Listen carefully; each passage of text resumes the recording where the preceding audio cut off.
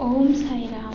आजिर साई संदेश रे बाबा कहउछंती तो मनर कथा को मु सब जानी। तो मनरे समस्त प्रति बहुत भल पाइबा अच्छी।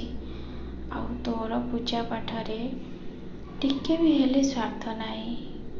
तू निस्वार्थ भाव रे मते पूजा करो। आउ सब बेले कह बाबा सबू तुम इच्छा। मु जानी जिते बड़े मु निजको तुम चरण रे अर्पण कर देछि।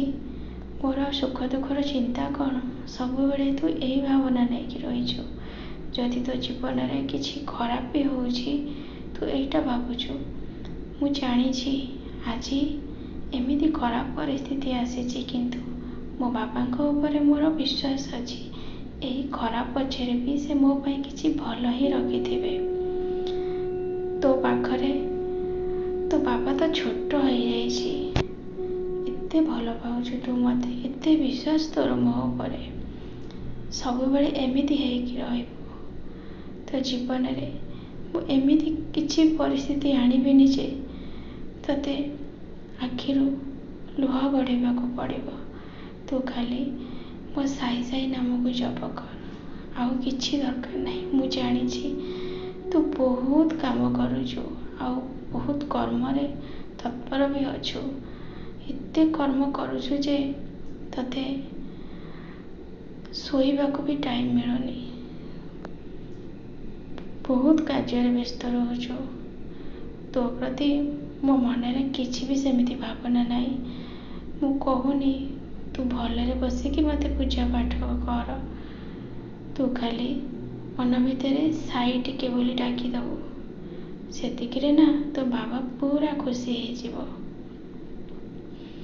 बहुत जल्दी तो जीवन रे बहुत बड़ परिवर्तन होबाकू जाउची। ए सब काहेकि होउची? ए सब तोर तो बाबा प्रति निस्वार्थ पर भल पाइबा। जेतिकी कर्म फल थिला सब कटि जाइछि।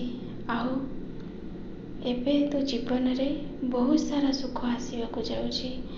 मु सब बेले सब परिस्थिति रे तो संगरे अछि। तोर जी जेते चाहिले भी किछि क्षति करि परिबेनी। जी तते खराब करी कहउचंती तांको ऊपर ध्यान देनी। काहेकि ना से तते सही पारुनाती। सेथिलागि मु कहूची तू कांदिकी निज मन को कष्ट देना। तू तो सब बेले कह बाबा मो संगरे अछंती, मोर किछि असुविधा होवनी। बस से विश्वास टिकक सब बेले रखिता। छोट करिकी तते कहउचंती कहिबाकू दे। से माने बुझी पारुनांती। से माने काहाकू एते छोट करिकी कहउचंती, समय आसिले से निजे बुझी पारिबे। किंतु गोटे जिनस मन रखिबो, तोर केही भी किछि करि परिबेनी। सब बेले तो साई तो संगरे अछि।